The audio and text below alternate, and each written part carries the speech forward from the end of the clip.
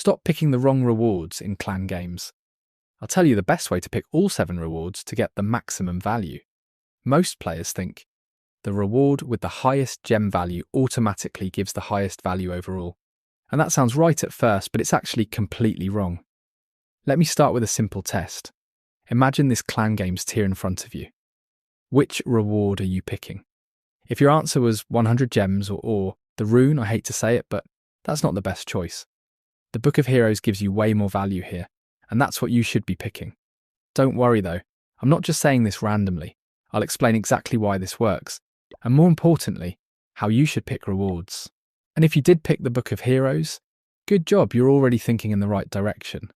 But don't relax yet, because I'm going to share more tips that most players still don't follow. I'll also show you how to pick the best reward from every single tier. And here's something important to remember right from the start. There isn't always one correct answer. It all depends on what your motive is. Like if you have maxed already and just want to save gems or to upgrade your village fast and so on. So stay with me till the end. The first thing you absolutely need to stop doing is assuming that higher gem value automatically means higher reward value. Let's take that same example again and break it down properly. In this tier, let's convert every reward into gems. If you sell the Book of Heroes, you get 50 gems. If you sell the rune, you also get 50 gems. And the third option gives you 100 gems directly. Now, if you look at this only from a gem perspective, the 100 gems obviously looks like the best deal. But here's the catch. It's only the best deal if gems are the only thing you care about. What actually matters is how much progress each reward gives to your village. And the tricky part is you can't accurately calculate the value of every item because each one works differently. So instead of trying to do complicated math, here's a much easier way to compare rewards. Just imagine that you already picked the item. Picture it sitting in your inventory. So first, imagine you picked the Book of Heroes. It's in your inventory right now. The next time you upgrade a hero, you can instantly finish that upgrade. Now, to get the maximum value from a Book of Heroes, that hero upgrade should ideally be around 6 to 8 days long. Keep that number in your head for a moment. Now move on to the Rune of Elixir. Most of you already know this answer. If you just play for 20 to 30 minutes, you can easily fill up your storages. So now compare the two. One saves you half an hour of farming time. The other saves you 6 to 8 full days of upgrade time. That comparison alone should make things very clear. The Book of Heroes is miles ahead. Now let's compare the Book of Heroes with the 100 gems. Yes, the 100 gems wins in gem value. No argument there. But we're not checking gem value anymore. We're checking real in-game progress, the amount of upgrade time you would save. What can you actually do with 100 gems? You can't even buy a Book of Heroes because that costs 500 gems. You're already 400 gems short. You can't even buy a builder potion because that costs 285 gems. So in terms of time saved and actual progression, the Book of Heroes wins again very clearly. But now let me flip the situation. Let's say all your heroes are already maxed. And on top of that, you already have a Book of Heroes sitting in your inventory. In this case, picking another Book of Heroes doesn't help you. If you sell it, you only get 50 gems.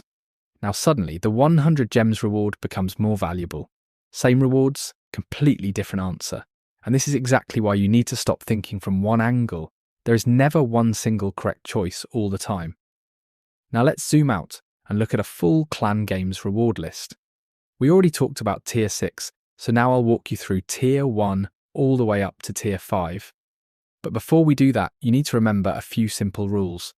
These rules will save you from making bad picks every single month. Rule number 1, completely avoid picking resource rewards. I mean gold, elixir and dark elixir. Just don't take them. Never ever. They are a waste. You can get more than those rewards in just a few attacks, so never touch resource rewards. Rule number 2, if you see a builder potion or a research potion, those should instantly grab your attention. These two are among the highest value magic items in the entire game. If you remember just these two rules, picking rewards becomes much easier. Now let's start with tier 1.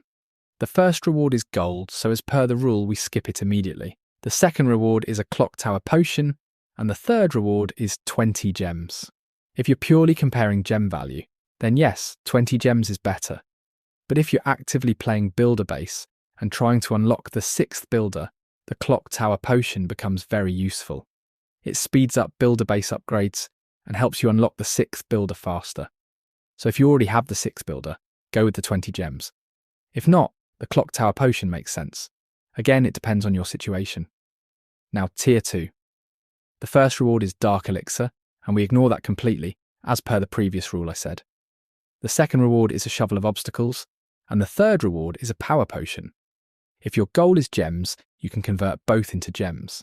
The Shovel gives you 50 gems, while the Power Potion gives you only 10, so the Shovel wins there. But if you care about war attacks, the Power Potion can be very valuable. It boosts your troops and heroes for 1 full hour. You can use it for both war attacks, and you'll still have time left to do ranked mode attacks and get even more value out of it. But if your army is fully maxed already, then you can go with the Shovel. So here both rewards are valid depending on what you want. Now Tier 3. Here you have 4 wall rings, 2 pet potions, and 40 gems. In terms of gem value, 40 gems wins easily. But if you look at progress value, 4 wall rings don't even upgrade a single wall at higher town halls. Pet potions also don't matter much unless you're focusing on specific pets. So if you're at a higher town hall, 40 gems is the best choice. But if you're at a lower town hall, wall rings can actually help a lot. If you stack them up and save 25 wall rings, you can upgrade 25 walls easily. Same tier, different answer. Now Tier 4. The first reward is gold, so we skip it again. The second reward is a super potion. The third reward is a builder potion. And if you remember the rule I mentioned earlier, this is an easy choice. Builder potion wins every time. I wouldn't pick the super potion because farming 25,000 dark elixir takes just a few minutes. Builder potion saves hours across all your builders, and that value is unmatched in this tier. Now Tier 5. The first reward is elixir. We skip it without any second thought. The second reward is a rune of builder elixir. The third reward is 2 research potions. Once again, if you remember the rule, research potions are insanely valuable. 1 research potion saves you 23 hours. 2 of them save you almost 2 full days of lab time. If you're grinding builder base to unlock the 6th builder, the rune of builder elixir can help a bit. But if you already have the 6th builder, the research potions are clearly the better pick. And this brings us back to the main idea. There is never one best reward for everyone. Some players are rushing the 6th builder. Some want gems to upgrade helpers, like the apprentice builder or lab assistant. Some just want maximum upgrade speed. You need to be clear about your goal first, and then pick the reward accordingly, instead of blindly chasing gem numbers. Now, one last important question. If you reach 4,000 clan game points and unlock the 7th reward, what should you pick? Most players instantly jump to the top tier and grab the 100 gems or the rune. But that's not always the right move. Let me explain this with an example. Let's say earlier you skipped a builder potion from Tier 4, or there's a builder potion unclaimed in the reward list. If your goal is faster progression, the builder potion from Tier 4 is actually the best 7th reward. If you go to the trader shop, a builder potion costs 285 gems. That potion gives away more value than 100 gems ever could. A rune of gold doesn't help much either, because you can fill storages in 20 to 30 minutes. And 100 gems still isn't enough to buy high-value magic items. But if you're already maxed, stacked on potions, and your only goal is saving gems, then picking the 100 gems from Tier 6 makes sense. And if you already picked that, you can choose any other magic item that converts to 50 gems. That's how you should be planning your clan games rewards every month. Focus on progress, not just gem value. And once you start thinking this way, you'll notice your village progressing much faster without spending anything extra. Subscribe to the channel if you want uncovered Clash tips and guides like this. Share it with your clanmates if you think this will help them.